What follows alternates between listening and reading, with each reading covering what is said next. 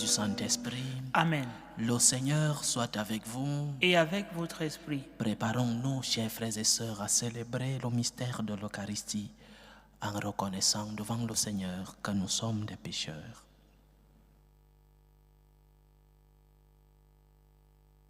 Prends pitié de nous, Seigneur. Nous avons péché contre toi. Montre-nous, Seigneur, ta miséricorde. Et donne-nous ton salut. Que Dieu Tout-Puissant nous fasse miséricorde, qu'il nous pardonne nos péchés et nous conduise à la vie éternelle. Amen. Seigneur, prends pitié. Seigneur, prends pitié. Ô Christ, prends pitié. Ô Christ, prends pitié. Seigneur, prends pitié. Seigneur, prends pitié. Prions le Seigneur. Accorde-nous, Dieu Tout-Puissant, de conformer à ta volonté nos paroles et nos actes dans une inlassable recherche des biens spirituels.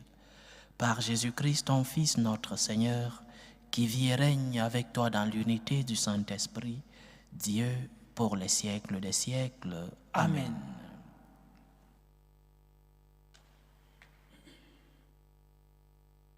Lecture du livre de Ben Sirach le Sage. La parole agréable attire de nombreux amis. Le langage aimable attire de nombreuses gentillesses. De bonnes relations, tu peux en avoir avec beaucoup de monde, mais des conseillers, n'en choisis qu'un seul d'entre 1000. Si tu veux acquérir un ami, acquiers-le en le mettant à l'épreuve. N'aie pas trop vite confiance en lui. Il y a celui qui est ton ami quand cela lui convient, mais qui ne reste pas avec toi au jour de ta détresse. Il y a celui qui d'ami se transforme en ennemi et qui va divulguer pour ta confusion ce qui l'oppose à toi. Il y a celui qui est ton ami pour partager tes repas, mais qui ne reste pas avec toi au jour de ta détresse. Quand tout va bien pour toi, il est comme un autre toi-même et commande avec assurance à tes domestiques. Mais si tu deviens pauvre, il est contre toi et il se cache pour t'éviter. Tes ennemis, tiens-les à distance. Avec tes amis, sois sur tes gardes. Un ami fidèle, c'est un refuge assuré.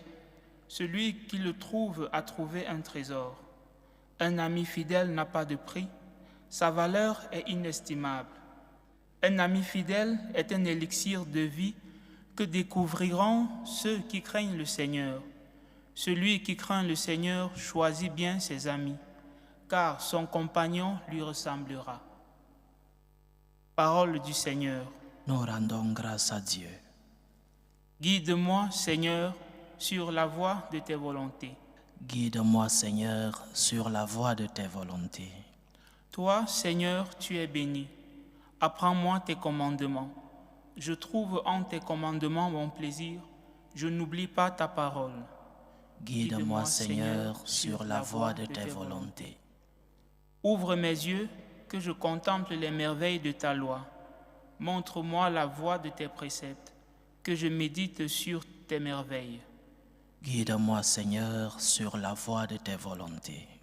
Montre-moi comment garder ta loi, que je l'observe de tout cœur. Guide-moi sur la voie de tes volontés, là je me plais. Guide-moi, Seigneur, sur la voie de tes volontés. Alléluia, alléluia, alléluia. Alléluia, alléluia, alléluia. Ta parole, Seigneur, est vérité. Dans cette vérité, sanctifie-nous. Alléluia, alléluia, alléluia.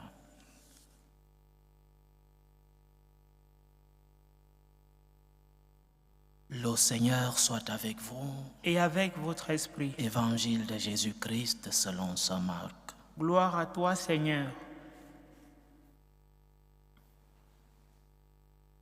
En ce temps-là, Jésus arriva dans le territoire de la Judée, au-delà du Jourdain. De nouveau, des foules s'assemblèrent près de lui, et de nouveau, comme d'habitude, il les enseignait. Des pharisiens l'abordèrent, et pour le mettre à l'épreuve, ils lui demandaient: est-il permis à un mari de renvoyer sa femme? Jésus leur répondit, que vous a prescrit Moïse? Ils lui dirent, Moïse a permis de renvoyer sa femme à condition d'établir un acte de répudiation. Jésus répliqua, c'est en raison de la dureté de vos cœurs qu'il a formulé pour vous cette règle. Mais au commencement de la création, Dieu les fit hommes et femmes. À cause de cela, l'homme quittera son père et sa mère, il s'attachera à sa femme, et tous deux deviendront une seule chair. Ainsi, ils ne seront plus deux, mais une seule chair. Donc, ce que Dieu a uni, que l'homme ne le sépare pas. De retour à la maison, les disciples l'interrogeaient de nouveau sur cette question. Il leur déclara, celui qui renvoie sa femme et en épouse une autre devient adultère envers elle. Si une femme qui a renvoyé son mari en épouse un autre, elle devient adultère. Acclamons la parole de Dieu. Louange à toi, Seigneur Jésus. L'union entre un homme et une femme est un acte naturel. Je dirais même que c'est un acte instinctif. Cet instinct du sexe opposé de s'unir à l'autre. L'union entre un homme et une femme, c'est naturel, c'est instinctif. Ce que nous appelons mariage, c'est une institution dans les cultures, avant même les religions.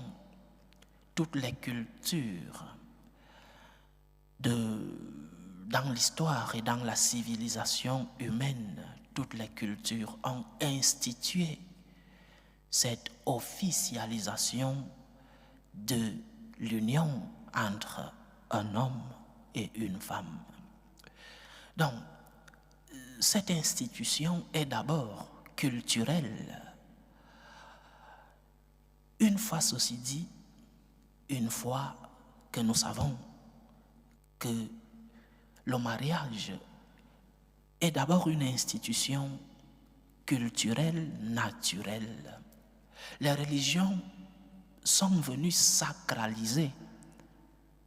Les religions sont venues sacraliser cette institution qui existe avant les religions. L'institution du mariage existe avant l'arrivée des religions. Ce que les religions viennent faire, c'est sacraliser cette institution. Il y a donc union naturelle et instinctive entre un homme et une femme. Il y a institution du mariage dans les cultures et il y a après sacralisation de cette institution qui est née de cet instinct naturel. Ce que font les religions, c'est donc montrer le mariage comme une institution divine et donc sacrée. Le mariage est une institution pour nous, les religions, pour toutes les religions, une institution sacrée. Mais quelle est la différence dans les religions? Qu'est-ce que le mariage chrétien nous montre comme différence? C'est le sujet de l'évangile d'aujourd'hui. La différence avec tous les autres mariages dans d'autres religions, c'est ce que l'Église appelle l'indissolubilité du sacrement du mariage. Le mariage sacramentel est indissoluble. On ne peut pas le séparer, comme dit l'évangile d'aujourd'hui. Ce que Dieu a uni, que l'homme ne le sépare pas. Indissolubilité du sacrement du mariage. C'est cela la différence et cela la particularité du mariage chrétien. L'homme et la femme sont unis à vie, j'insiste. L'homme et la femme sont unis chez nous les chrétiens, chez nous les catholiques. l'homme et la femme sont unis sacramentellement, c'est-à-dire institution sacrée. L'homme et la femme sont unis par le sacrement du mariage, et ceci, union à vie. Union à vie pour ne pas tomber dans deux actes qui sont conséquences de que si nous enlevons l'indissolubilité du sacrement du mariage, il y a deux conséquences. La première conséquence nous vient de la question que les disciples du Seigneur posent à Jésus aujourd'hui. Est-il permis à l'homme de répudier sa femme? Lorsqu'il y a divorce, prenons dans le cas des mariages civils, lorsqu'il y a divorce, surtout lorsqu'il y a divorce et qu'il y a eu des enfants dans cette union, dans ce mariage civil, la première victime, ce sont les enfants et la femme. Dans la culture juive, l'homme qui répudiait sa femme, qui signait cet acte de répudiation, laissait la femme abandonnée à elle-même, et la famille de la femme abandonnait celle-ci. C'est-à-dire, la femme répudiée était abandonnée non seulement par son mari, mais aussi par toute la société. Une femme répudiée, c'était perdre tout honneur, c'était perdre toute personnalité et même toute humanité. Une femme répudiée, c'était un mauvais signe dans cette société. Et donc, cette femme était abandonnée. Mais une autre conséquence, c'est la rupture familiale. Le socle, le biotope de l'homme, c'est la famille. Et lorsqu'il y a divorce, il y a rupture, il y a dislocation, il y a division dans cette cellule de notre vie, dans ce biotope de l'homme, l'environnement où l'homme doit apprendre, grandir et mûrir dans sa vie. Donc, deux conséquences. La première conséquence du divorce, c'est la femme qui est victime de ce divorce. Et même dans nos sociétés aujourd'hui, à part quelques États qui ont mis des lois pour que la femme puisse avoir aussi une part lorsqu'il y a divorce. Mais dans beaucoup de sociétés encore, lorsqu'il y a divorce, la victime, c'est la femme et les enfants, vu que les enfants restent dans la majeure partie des cas avec la femme. La victime, la première, c'est la femme. Et l'autre victime, c'est la famille entière qui est divisée. Donc, ce que le Seigneur, la barrière que le Seigneur veut donc mettre, c'est le bien de la femme et le bien de la famille. Une famille divisée est une famille qui va à la dérive. Des enfants qui n'ont pas connu une union dans leur famille, un amour entre leurs parents. Ce sont des enfants qui auront des séquelles dans leur vie. C'est ce que le Seigneur veut éviter aujourd'hui, l'abandon de la femme et la division de la famille. Maintenant, il y a des cas. Il y a des cas où l'Église accepte qu'il n'y ait pas de divorce parce que je répète, le sacrement du mariage est indissoluble. Mais il y a des cas où l'Église accepte ce que nous appelons la nullité matrimoniale, c'est-à-dire il y a des cas graves qui permettent à l'Église pour sauver les personnes, sauver les enfants, sauver la femme ou même sauver le mari. Il y a des cas où l'Église permet une séparation. Et dans ces cas-là, l'Église donne ce qu'on appelle la nullité matrimoniale. Pas divorce, mais nullité matrimoniale. Mais bon, dans tous les cas, chers frères et sœurs, le plus important, ce n'est pas arriver jusqu'à la division de la famille. Le plus important, c'est de travailler. Le plus important, c'est de construire des familles fortes, des familles qui acceptent de payer le prix de vivre en famille. Il y a un prix à payer pour vivre en famille. La même chose qu'il y a un prix à payer le prix de la division. Tu es seul, ta famille est divisée, ta femme abandonnée. Il y a aussi un prix à payer pour maintenir l'union de la famille. Et le prix à payer, c'est par exemple le pardon. Pardonne cette personne qui a ses faiblesses. Cela ne veut pas dire tout pardonner. Cela ne veut pas dire, cela ne veut pas dire tout accepter. Il faut tout pardonner, mais cela ne veut pas dire tout accepter. Cela ne veut pas dire que la femme doit accepter que son mari rentre chaque jour et porte main sur elle. Non, il y a là attentat à la personne et donc il y a un motif grave de nullité matrimoniale.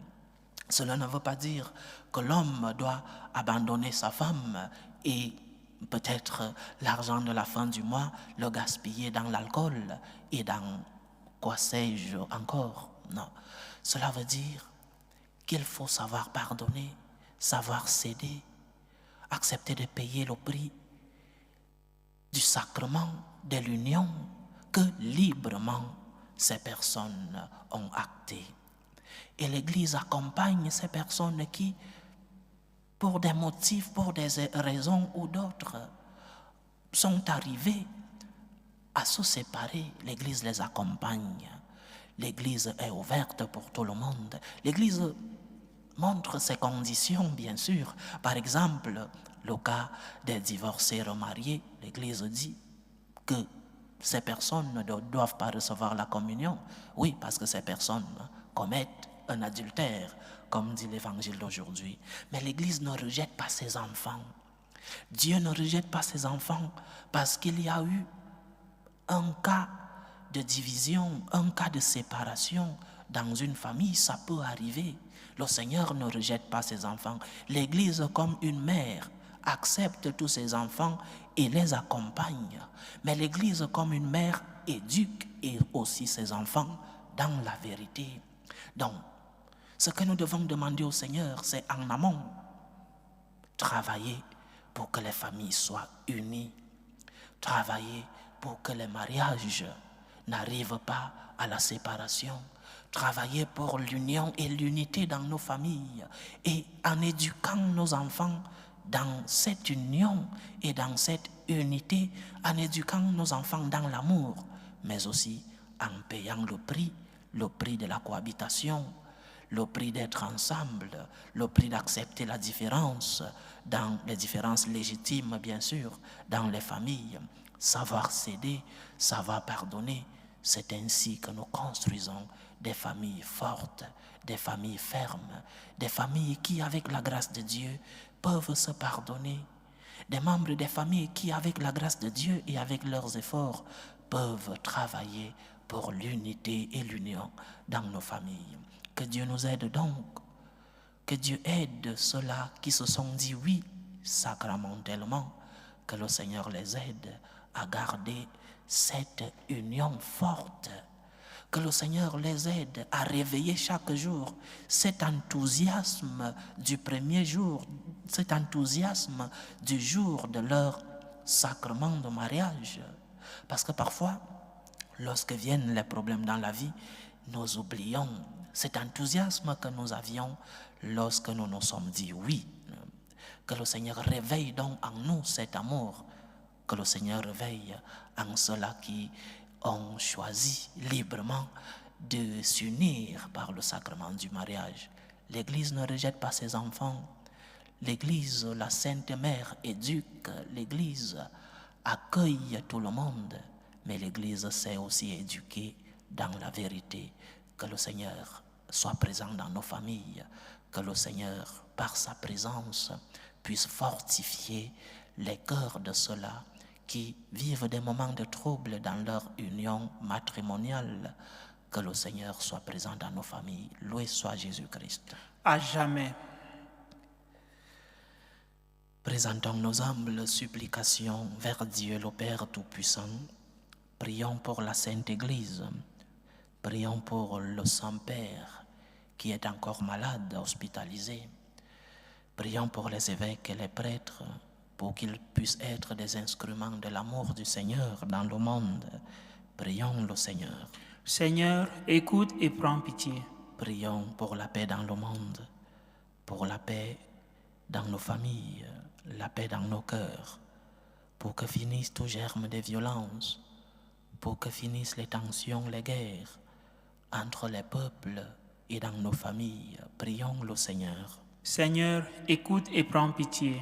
Prions pour les vocations dans la vie consacrée, dans la vie sacerdotale et dans la vie matrimoniale, pour que le Seigneur, qui est le maître de la moisson, envoie des ouvriers fidèles dans sa vigne et puisse unir ceux-là qui, par amour, ont reçu l'instinct, ont accepté de se mettre ensemble par le sacrement du mariage.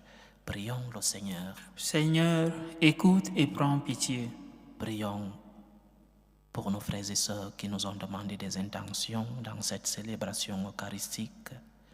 Prions pour les intentions de la famille Diomou, les intentions de Marie-Jean-Eude Madadani, les intentions de Sylvie Kikale pour l'anniversaire de son fils Loïc Massaka, les intentions de la famille Barry, les intentions de Philomène Evini, les intentions de Sarah Sidibé, les intentions de Rufine Cécile Yenga, les intentions de Francis Taboué Tamnou, les intentions d'une chrétienne pour sa famille, les intentions de Madeleine Archange Ngomni pour sa famille, les intentions de Grâce Tra pour sa famille, pour son anniversaire, les intentions d'un chrétien pour ses familles, les intentions de Viviane Chowa et les intentions de la famille Evini. Que le Seigneur écoute vos supplications, qu'il exauce vos prières, qu'il accepte vos actions de grâce, qu'il vous remplisse de sa présence et de ses bénédictions. Prions le Seigneur. Seigneur,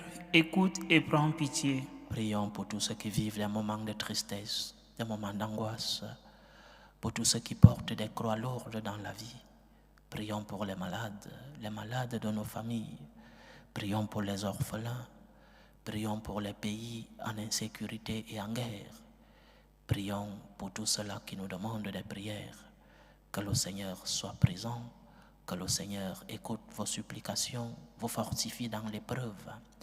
Que le Seigneur, médecin des corps et des âmes, puisse être au chevet de ceux qui sont malades. Prions le Seigneur. Seigneur, écoute et prends pitié. Pour nous tous ici rassemblés, pour tous ceux qui nous suivent à travers ce canal, pour toutes nos intentions de prière, pour la réalisation de nos projets, que Dieu aide nos familles, que par sa présence, nos familles soient pleines d'amour, que par sa présence, nos familles vivent dans l'unité. Prions le Seigneur. Seigneur, écoute et prends pitié. Reçois, Seigneur, les supplications que ton peuple te présente avec foi.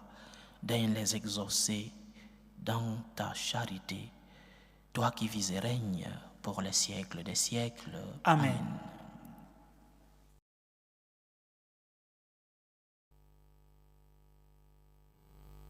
Tu es béni, Seigneur, Dieu de l'univers. Nous avons reçu de ta bonté le pain que nous te présentons, fruit de la terre et du travail des hommes. Il deviendra pour nous le pain de la vie. Béni soit Dieu, maintenant et toujours. Tu es béni, Seigneur, Dieu de l'univers.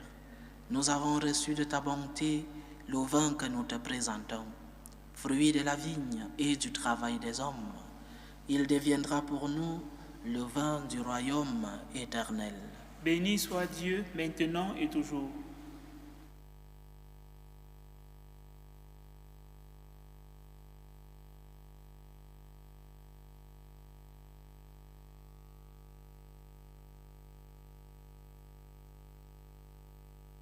Priez, frères et sœurs, que mon sacrifice qui est aussi le vôtre soit agréable à Dieu, le Père Tout-Puissant. Que le Seigneur reçoive de vos mains ce sacrifice à la louange et à la gloire de son nom, pour notre bien et celui de toute l'Église. En célébrant tes mystères, Seigneur, pour te servir comme il convient, nous te supplions humblement. Que les dons offerts pour honorer ta gloire nous fassent progresser vers le salut. Par Jésus-Christ, ton Fils, notre Seigneur, qui vit et règne avec toi dans l'unité du Saint-Esprit, Dieu, pour les siècles des siècles. Amen. Le Seigneur soit avec vous. Et avec votre esprit, Élevons notre cœur. nous le tournons vers le Seigneur. Rendons grâce au Seigneur notre Dieu. Cela est juste et bon. Vraiment, il est juste et bon pour ta gloire et notre salut de t'offrir notre action de grâce, toujours et en tout lieu, Seigneur, Père très saint, Dieu éternel et tout-puissant, par le Christ notre Seigneur. Le rappel de sa mort provoque notre amour, l'annonce de sa résurrection ravive notre foi, et l'attente de sa venue dans la gloire affermit notre espérance. C'est pourquoi, avec les saints et tous les anges, nous te louons et sans fin, nous proclamons. Saint, Saint, Saint, le Seigneur, Dieu de l'univers, le ciel et la terre sont remplis de ta gloire. Hosanna au plus haut des cieux. Béni soit celui qui vient au nom du Seigneur. Hosanna au plus haut des cieux. Toi qui es vraiment saint, toi qui es la source de toute sainteté, Seigneur, nous te prions. Sanctifie ces offrandes en répandant sur elles ton esprit, qu'elles deviennent pour nous le corps et le sang de Jésus le Christ, notre Seigneur. Au moment d'être livré et d'entrer librement dans sa passion, il prit le pain, il rendit grâce, il le rompit et le donna à ses disciples en disant: Prenez et mangez-en tous. Ceci est mon corps, livré pour vous.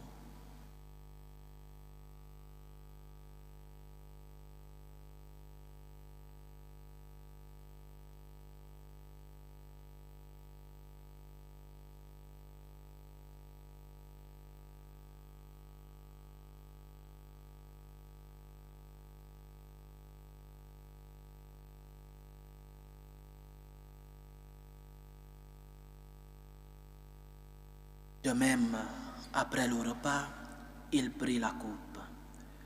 De nouveau, il rendit grâce et la donna à ses disciples en disant: Prenez et buvez-en tous, car ceci est la coupe de mon sang, le sang de l'alliance nouvelle et éternelle, qui sera versé pour vous et pour la multitude en rémission des péchés. Vous ferez cela en mémoire de moi.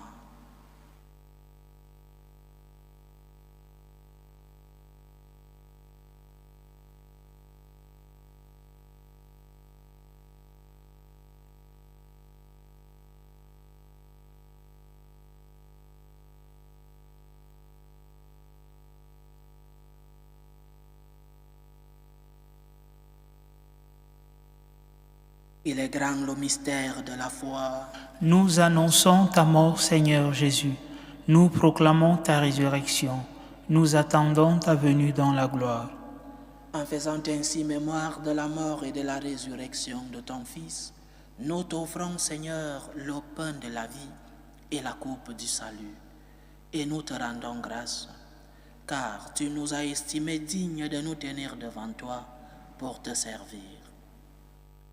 Humblement, nous te demandons qu'en n'ayant pas au corps et au sang du Christ, nous soyons rassemblés par l'Esprit Saint en un seul corps. Souviens-toi, Seigneur, de ton Église répandue à travers le monde. Fais-la grandir dans ta charité, en union avec le pape François, notre évêque Rossé, et tous les évêques, les prêtres et les diacres.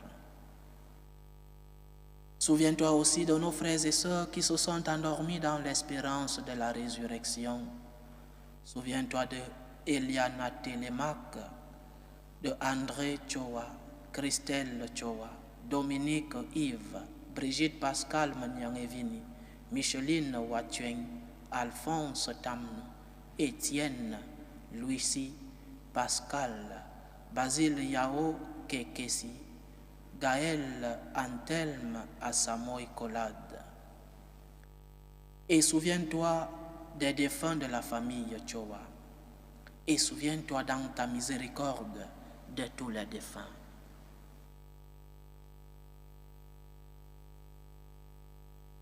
Accueille-les dans la lumière de ton visage. Sur nous tous enfants, nous implorons ta bonté. Permets qu'avec la Vierge Marie, la bienheureuse Mère de Dieu, avec Saint Joseph, son époux, les apôtres et tous les saints qui ont fait ta joie au long des âges, nous ayons part à la vie éternelle et que nous chantions ta louange et ta gloire par ton Fils Jésus le Christ. Par lui, avec lui et en lui, à toi, Dieu le Père Tout-Puissant, dans l'unité du Saint-Esprit, tout honneur et toute gloire pour les siècles des siècles. Amen.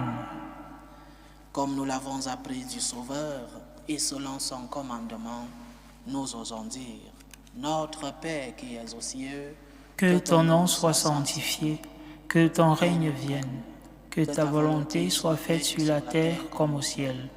Donne-nous aujourd'hui notre pain de ce jour. Pardonne-nous nos offenses, comme nous pardonnons aussi à ceux qui nous ont offensés. Et ne nous laisse pas entrer en tentation, mais délivre-nous du mal. Délivre-nous de tout mal, Seigneur, et donne la paix à notre temps. Soutenus par ta miséricorde, nous serons libérés de tout péché, à l'abri de toute épreuve. Nous qui attendons que se réalise cette bienheureuse espérance, l'avènement de Jésus-Christ, notre Sauveur. Car c'est à toi qu'appartiennent le règne, la puissance et la gloire pour les siècles des siècles. Seigneur Jésus-Christ, tu as dit à tes apôtres, « Je vous donne ma paix, je vous laisse ma paix. Ne regarde pas nos péchés, mais la foi de ton Église. Pour que ta volonté s'accomplisse, donne-lui toujours cette paix et conduis-la vers l'unité parfaite. Toi qui vis et règnes pour les siècles des siècles. Amen. Que la paix du Seigneur soit toujours avec vous. Et avec votre esprit. Dans la charité du Christ, donnez-vous la paix.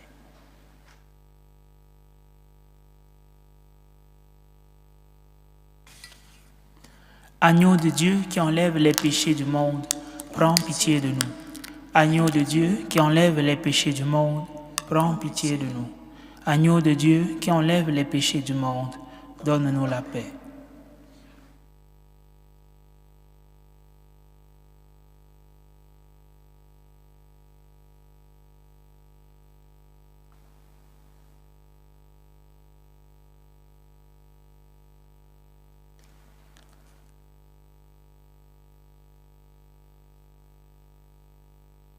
Voici l'agneau de Dieu. Voici celui qui enlève les péchés du monde. Heureux les invités au repas des noces de l'agneau. Seigneur, je ne suis pas digne de te recevoir, mais dis seulement une parole et je serai guéri.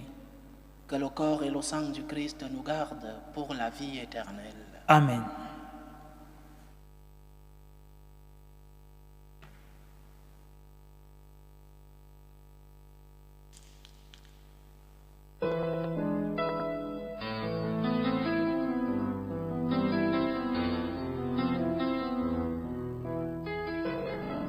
Communion spirituelle. Mon Jésus, je crois en votre présence dans le très saint sacrement. Je vous aime plus que toute chose et je désire que vous veniez dans mon âme.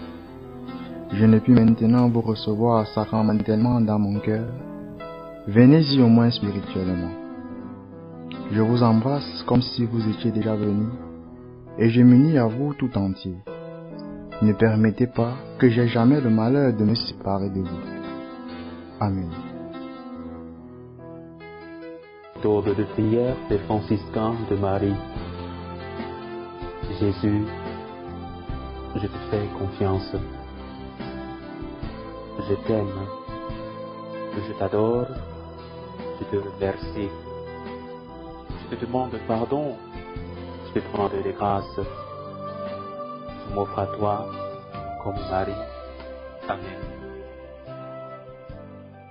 Achevons notre prière. Nous t'en prions, Dieu Tout-Puissant, donne-nous de recueillir tous les fruits de salut dont ces mystères sont déjà la promesse et le gage. Par Jésus-Christ, ton Fils, notre Seigneur, qui vit et règne avec toi dans l'unité du Saint-Esprit, Dieu, pour les siècles des siècles. Amen. Le Seigneur soit avec vous. Et avec votre esprit. Que Dieu Tout-Puissant vous bénisse, le Père, le Fils et le Saint-Esprit. Amen. Allez dans la paix du Christ. Nous rendons grâce à Dieu. Salut, ô Reine, Mère de miséricorde, notre vie, notre douceur, notre espérance, salut. Nous crions vers toi, enfant d'Ève exilé. Vers toi nous soupirons, gémissant et pleurant, dans cette vallée de larmes. Ô toi, notre avocate, tourne vers nous ton regard miséricordieux.